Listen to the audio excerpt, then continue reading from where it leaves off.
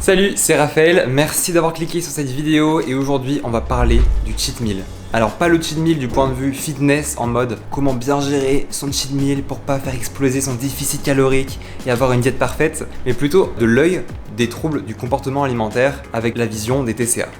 Moi j'ai galéré une majeure partie de ma vie avec la bouffe, les restrictions, etc. Et j'ai eu longtemps cette période un peu pourrie quand j'y pense, c'était vraiment pas terrible ma vie à ce moment-là, où je prévoyais toujours un cheat meal, ça veut dire une façon de manger différente le week-end par exemple. Ça veut dire que la semaine j'avais un truc hyper contrôlé, une alimentation entre guillemets parfaite, et puis les week-ends c'était plus, voilà, je prévoyais 2-3 repas où j'allais enfin me faire plaisir parce qu'il n'y avait pas de plaisir en fait inclus la semaine. C'était ma manière de fonctionner et disons que ça ne me réussissait pas parce que les week-ends ça finissait vraiment tout le temps en gros craquage alimentaire. Finalement le cheat meal était plutôt déguisé sous forme de compulsion alimentaire, de crise de boulimie, de gros dérapage. Du coup dans cette vidéo je vais t'expliquer comment je fais, comment je considère les choses aujourd'hui avec le recul, maintenant que j'ai guéri tout ça, maintenant que j'ai un rapport normal à la nourriture, que je suis un mangeur normal, comment je place en fait le cheat meal, comment je le considère dans ma vie, ce que j'en pense. On va voir ça dans cette vidéo, mais avant de commencer, si toi tu galères encore avec la nourriture, le poids, les restrictions, l'obsession alimentaire, etc., que tu as encore un rapport anormal à la nourriture, tu peux passer dans la barre d'infos, cliquer sur le lien et recevoir 2 heures de mon programme. C'est cadeau, c'est offert, ne pars pas d'ici les mains vides, clique sur le lien dans la barre d'infos.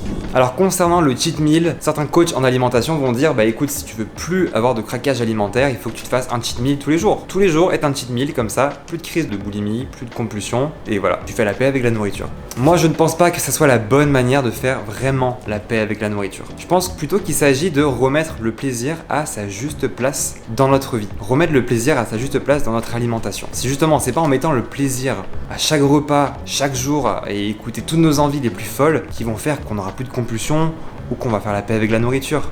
L'idée c'est de redéfinir le plaisir.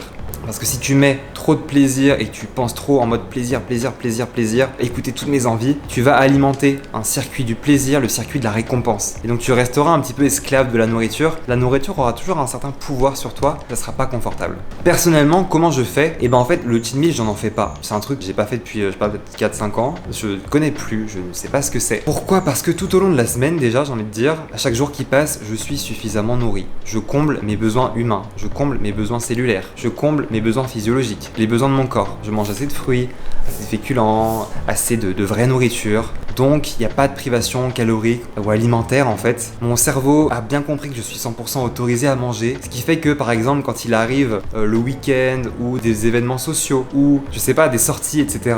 Je vais mettre plus le plaisir en effet à l'honneur. Je vais prendre sûrement plus de plaisir que la semaine par exemple. Mais ça restera vraiment raisonnable parce que j'ai pas ce besoin de craquer en fait, j'ai pas ce besoin d'assouvir quelque chose parce que en fait j'ai des repas réguliers, j'ai des collations régulières qui font que la nourriture n'est plus un fantasme pour moi, pas besoin en fait de prendre du plaisir de manière démesurée, ça reste toujours raisonnable. Donc voilà, finalement j'ai pas de cheat meal, il m'arrive parfois de manger émotionnellement, il m'arrive de sortir, d'aller au restaurant etc. Donc d'avoir une alimentation qui est moins entre guillemets saine et encore j'ai envie de dire ça reste toujours raisonnable, j'ai pas ce besoin de craquer ou d'assouvir un truc de ouf en fait. Ça m'a complètement quitté. Et c'est comme ça que je vois les choses et c'est plutôt vers là que je dirige aussi ceux que j'accompagne à faire la paix avec la nourriture.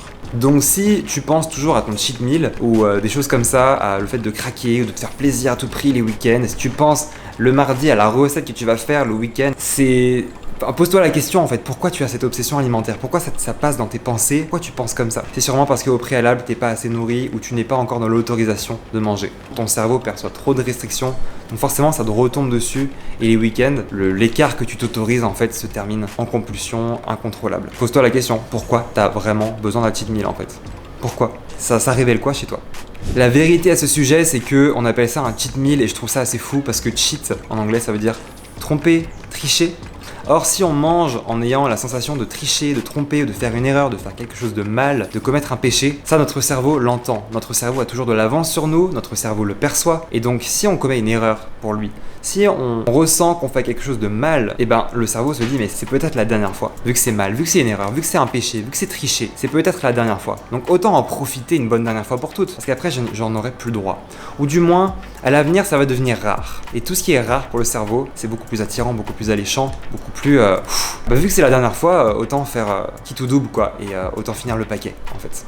Donc la vérité c'est ça, c'est que peu importe ce que tu manges, tu dois comprendre que tu ne fais rien de mal. Manger, ce n'est jamais tricher, ce n'est jamais faire une erreur, ce n'est jamais tromper quoi que ce soit en fait. C'est vraiment très important à comprendre. Finalement, le cheat meal, on doit se l'autoriser chaque jour. On ne doit pas en faire un chaque jour, mais tous les jours, on est autorisé à prendre du plaisir. Ça veut pas dire qu'on va le faire, tu vois, moi je le fais pas, mais je m'autorise à le faire. Ça veut dire qu'aujourd'hui, on est en pleine semaine, mais si je m'autorise, je sais pas, un encas exceptionnel ou un truc émotionnel, un truc plus gras, plus sucré, plus calorique, etc., bah j'ai pas à avoir la sensation de tricher, j'ai pas à avoir cette sensation de faire quelque chose de mal.